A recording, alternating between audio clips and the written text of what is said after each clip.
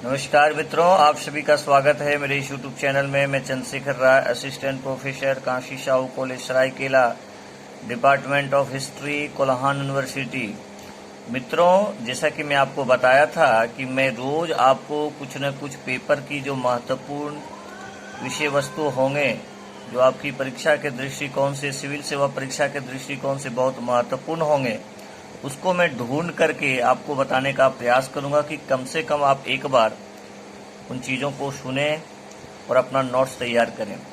देखिए, आज ही का पेपर में दिया हुआ है जीव जंतुओं के जीने का अधिकार। मित्रों, आप पेपर यदि पढ़ते हैं तो आपको क्या क्या चीज़ पर फोकस करना चाहिए।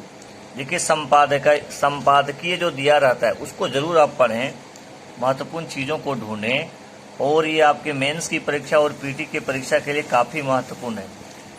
आज मैं इस टॉपिक को इसलिए बता रहा हूं क्योंकि ये इन्वायरमेंट इकोलॉजी खंड से है, इसलिए इस चीज़ को आप नोट करें, इसके सुने कि क्या दिया हुआ है।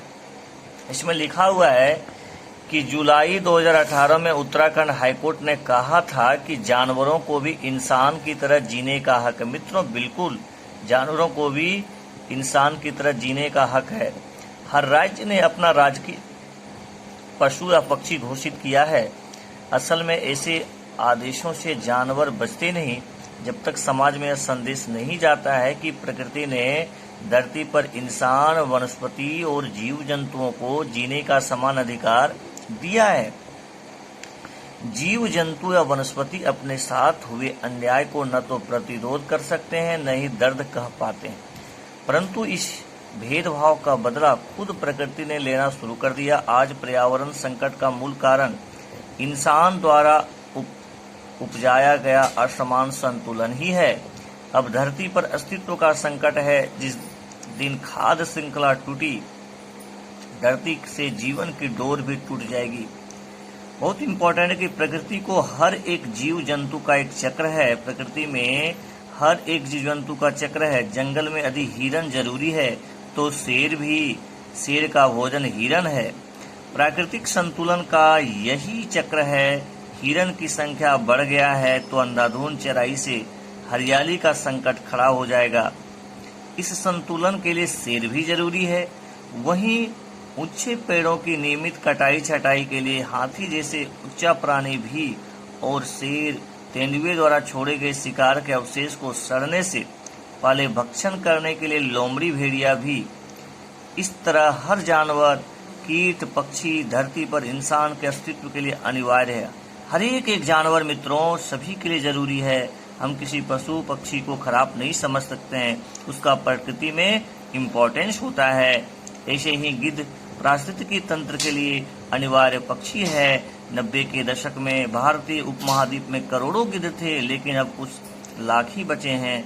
संख्या घटने लगी है तो सरकार भी सतर्क हो गई। चंडीगढ़ के पास पिंजौर, बुंदेलखंड में ओरछा सहित कई स्थानों पर गिद्ध संरक्षण परियोजनाएं चल रही। बहुत इंपॉर्टेंट मित्रों, इसको आप इस जगह को आप याद रखिएगा। यानी चंडीगढ़ के पास पिंजौर, बुंदेलखंड के में ओरछा सहित कई स्थानों पर गिद्ध संरक्षण की परियोजना चल रही है। मरे पशुओं को खाकर परिवेश को स्वच्छ करने के कार्य में गिद्धों का कोई विकल्प नहीं है। दूध के लिए इंसान ने पालतू मवेशियों को रासायनिक इंजेक्शन देने शुरू कर दिए। वहीं मवेशियों के चारे की खेती में कीटनाशक और रासायनिक दवाओं का इस्तेमाल बढ़ गया। ऐसे मरे हुए जानवरों को खाने के कारण गिद्धों की मौत जो है होने लगी है। आधुनिकता ने गिद्ध ही नहीं, गोरैया, बाज, कठफोड़वा और कई अन्य पक्षियों के अस्तित्व पर संकट खड़ा कर दिया है। ये पक्षी कीड़ों और कीटों को अपना भोजन बनाते हैं, जो खेती के लिए नुकसानदायक होते हैं। कौवा, मोर, टिटहिरी, उकाब और बगुला सहित कई पक्षी जहां पर्यावरण को शुद्ध रखने में अहम भूमिका निभाते हैं, वहीं मानव जीवन के उपयोग में भी इनकी अहम भूमिका है। प्रकृति के बिगड़ते संतुलन के पीछे अंधाधुंध कीटनाशक दवाइयों की बड़ी भूमिका है। कीड़े मकोड़े और मक्खियों की बढ़ रही संख्या के कारण इन मांसाहारी पक्षियों की मानव जीवन की कमी खल रही है। यदि इसी प्रकार की पक्षियों की संख्या घटती गई तो मनुष्य को भी भारी परिणाम भुगतना पड़ सकता है। मोर हमारा राष्ट्रीय पक्षी है, या सांप सहित कई जनघातक कीट पतंगों की संख्या को नियंत्रित करने में अनिवार्य तत्व है। खेतों में रासायनिक दवाओं की वजह से इनकी मृत्यु हो जाती है। सांप को किसानों का मित्र कहा जाता है। आबो हवा बदलने पर सबसे पहले वही प्रभावित होता है। मेढक की कमी के भयंकर परिणाम सामने आए हैं। इसकी खुराक से वे कीड़ों मकोड़ों मच्छर तथा पतंग जो हमारी फसलों को नुकसान पहुंचाते हैं, मेढक समाप्त होने से सांपों का भोजन कम हो गया है, तो सांप भी कम हो गए हैं। सांपों के कम होने से चूहों की संख्या बढ़ गई है। चूहे अनाज फसलों को चट करने लगे हैं, यानी फसलों को नुकसान पहुंचाने लगे हैं। और चूहा को कंट्रोल कौन करता था? अनेक तरह से सांप करता था। हमारे पूर्वज जानते थे कि इंसान की बस्ती में कौवे के रहना स्वास्थ्य और अन्य कारणों में कितना महत्वपूर्ण है। कौवे इंसानों को अनेक बीमारियों प्रदूषण से बचाते हैं।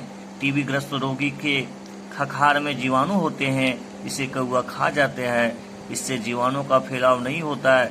शहरी भोजन में रसायन तथा पेड़ों के अंधाधुंध कटाई के चलते कौवे भी समाज का विमुख होते जा रहे हैं। इंसानी जिंदगी में कौवा के महत्व को हमारे पुरखों ने बहुत पहले ही समझ लिया था। इनकी कम होती संख्या चिंता का सबब बन रही है। जानकार कहते हैं कि इसके जिम्मेदार कोई और नहीं बल्कि हम खुद ही हैं। पर्यावरण को प्रदूषित करके कौवे को नुकसान पहुंचा रहे हैं। भारत में संसार का केवल 2.4% भूभाग है, जिसके 7 से 8% भूभाग पर विभिन्न प्रजातियां पाई जाती है। प्रजातियों की समृद्धि के मामले में भारत स्तनधारियों में 7वें, पक्षियों में 9वें और सरीसृप में 5वें स्थान पर। मित्रों, ये डाटा बहुत इम्पोर्टेंट डाटा है। इस डाटा को आप निश्चित रूप से नोट कर लीजिएगा। क्या नोट कर लीजिएगा? प्रजातियों की समृद्धि के मामले में भारत स्तनधारियों में, स्तनधारी जो जानवर होते हैं उसमें 7वें नंबर पर है, पक्षियों में 9वें में है, सरीसृप में 5वें स्थान पर है। कितना सधा हुआ खेल है प्रकृति का। मानव जीवन के लिए जल जरूरी है, तो जल को संरक्षित करने के लिए नदी तालाब में जल को स्वच्छ रखने के लिए मछली, कछुए और मेढक अनिवार्य हैं। मछली उदर पूर्ति के लिए तो मेढक ज्यादा उत्पाद न करे, इसके लिए सांप अनिवार्य है। सांप जब संकट बने तो उसके लिए मोर और नेवला। कयानत ने एक शानदार सा अस्तित्व और संतुलन का चक्र बनाया। हमारे पूर्वज यूं ही सांप या बैल, सिंह या मयूर की पूजा नहीं करते थे। जंगल के विकास के लिए छोटे छोटे अदृश्य कीटों भी उतरने ही अनिवार्य हैं, जितना कि इंसान। विडंबना है कि अधिक फसलों के लालच में हम केचुए और अन्य कृषि मित्रों को क्या करते हैं? कीटों को मार रहे हैं। मित्रों, ये बहुत ही सीखने का सबक है। हम सभी मानव को पृथ्वी का संरक्षण करना चाहिए, जीव जंतु का संरक्षण करना चाहिए, क्योंकि जब तक प्रकृति रहेगी तब तक ही हमारा अस्तित्व है। यदि प्रकृति नष्ट हो जाएगी, हमारा अस्तित्व समाप्त हो जाएगा। हम जिसको कीड़ा मकोड़ा, सांप, मेढक जो भी कुछ कहते हैं, सभी प्रकृति के लिए जरूरी हैं। सभी जो है सो उनका इम्पोर्टेंस है, क्योंकि हमारे पूर्वज उनकी पूजा करते थे, सांपों की पूजा करते थे। ठीक है, जो भी जानवर पशु पक्षी हैं हमारे लिए सब जरूरी हैं, इसलिए सभी का संरक्षण करना बहुत जरूरी। मित्रों, तो आज का पेपर का एक बहुत महत्वपूर्ण संपादकीय था जिसको मैंने आपके सामने रखा। इसका आप लोग नोट्स बनाइएगा। थोड़ा सा आप लोग वेट कीजिए। देखिए, प्रधानमंत्री वय वंदन योजना आपको पूछा जा सकता है कि भैया ये योजना कब शुरू की गई थी। देखिए, यह योजना जो है 4 मई 2018 को शुरू किया गया था। किसके लिए है? तो बुजुर्गों के लिए एक पेंशन स्कीम है। इसको याद रखना है कि 60 साल जब आपका उम्र पूरा हो जाएगा तो पेंशन के रूप में जो है सो देने की बात कही गई है। आपको इसमें निवेश करना पड़ेगा और आपको सरकार पेंशन देगी। आप यदि इस तरह का यदि पेंशन स्कीम का लाभ उठाना चाहते हैं तो इसमें आपको निवेश करना पड़ेगा। खासकर आप समझ लीजिए कि प्रधानमंत्री वय वंदन योजना है और बुजुर्गों के लिए जो है सो पेंशन योजना है। ठीक है, इसमें दिया हुआ है कि देखिए, मैच्योरिटी पर भुगतान। अगर पेंशन पाने वाला व्यक्ति पॉलिसी की अवधि तक यानी 10 वर्ष तक जीवित रहता है तो उसे पेंशन की अंतिम किस्त के साथ पूरी राशि मिल जाएगी। लेकिन इस बीच मृत्यु हो जाने पर उसके वारिस को पूरी राशि का भुगतान किया जाता है। उसके वारिस को जो भी उसका बेटा है उसको मिलता है 7.4% का ब्याज। आज के दौर में जब बैंकों में एफडी की ब्याज दर निचले स्तर पर, वहीं इस योजना के तहत निवेशकों को चालू वित्त वर्ष के लिए 7.40 प्रति वर्ष का रिटर्न मिलना तय है। यानी इसमें अच्छा खासा ब्याज मिलता है निवेश करने पर। 5250 रुपये मासिक पेंशन। इस योजना में अधिकतम निवेश की सीमा 15 लाख रुपये है। आप 15 लाख रुपये एक मुक्त निवेश कर 10 साल तक ₹5255 की मासिक पेंशन पा सकते हैं। आप मासिक, तिमाही, छमाही व सालाना किसी भी विकल्प के साथ पेंशन ले सकते हैं। ठीक है, तो इसमें बहुत इम्पोर्टेंट है, पति पत्नी दोनों जुड़ सकते हैं इस योजना से। बहुत इम्पोर्टेंट योजना है, आपको जानना है कि इसको कब शुरू किया गया था, किसके लिए है। 60 साल और उससे उम्र के लोगों के लिए खास पेंशन प्लान नहीं ये है आपका। तो इसका शुरुआत कब हुआ था? प्रधानमंत्री वय वंदन योजना, इसकी शुरुआत हुई थी 4 मई 2018 को। किसके लिए है? तो बुजुर्गों के लिए है। बहुत इंपॉर्टेंट ये डाटा है, इसको आप देख लीजिएगा। मैं आज से स्टार्ट कर दिया हूँ कि आपके लिए जो भी इम्पोर्टेंट बन सकते, क्योंकि करंट अफेयर्स आगे यही बनता है। देखिए, ताइवान पर कब्जे की कोशिश में चीन, ताइपे ने कहा करेंगे रक्षा। बहुत इंपॉर्टेंट है।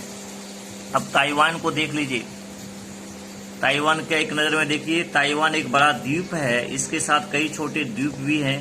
ताइवान का क्षेत्रफल 36,197 वर्ग किलोमीटर है। 2021 के अनुमान के मुताबिक इसकी आबादी, ठीक है, देखिए कितना है, 23 करोड़ है ना, 487,000। बहुत इंपॉर्टेंट है, देखिए डाटा। ताइवान खुद को स्वायत्त मानता है, जबकि चीन इसे अपना बताता है। यानी ताइवान बोलता है कि भैया हम स्वतंत्र हैं, लेकिन चीन इसको अपना क्षेत्र में बताता है।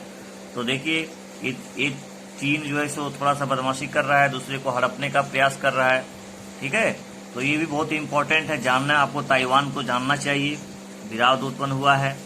अब देखिए, बहुत इंपॉर्टेंट डाटा है ये आपका बीपीएससी के लिए, नेक्स्ट जेपीएससी के लिए इंपॉर्टेंट हो सकता है, चाहे अन्य परीक्षा, एसएससी और जो भी आप परीक्षा की तैयारी करते हैं सबके लिए इंपॉर्टेंट हो सकता है। आप लोगों को नोबेल पुरस्कार जानना चाहिए।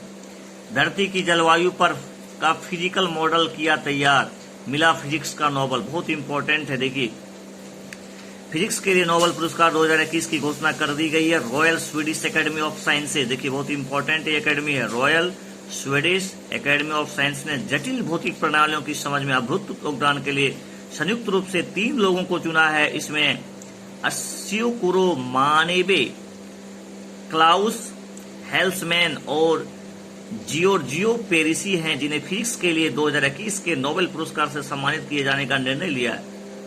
स्यूकुरो मानेबे और क्लाउन हेल्समैन ने धरती की जलवायु का फिजिकल मॉडल तैयार किया है, जिसमें इसमें होने वाले बदलाव पर सटीकता से नजर रखी जा सकती है और ग्लोबल वार्मिंग का अनुमान लगाया जा सकता है। इसके साथ ही जियो ने पेरिसी ने अपने खोज द्वारा अणुओं से लेकर ग्रहों तक के फिजिकल सिस्टम में होने वाले तेज बदलाव और विकारों के बीच की गतिविधियों को दिखाया है।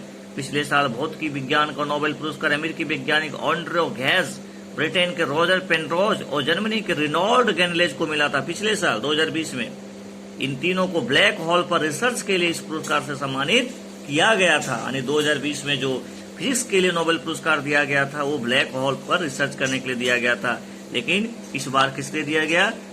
धरती की जलवायु का फिजिकल मॉडल तैयार करने के लिए। देखिए, 3 आदमी को देख लीजिए बहुत अच्छा से, आप इसको स्क्रीनशॉट ले सकते हैं।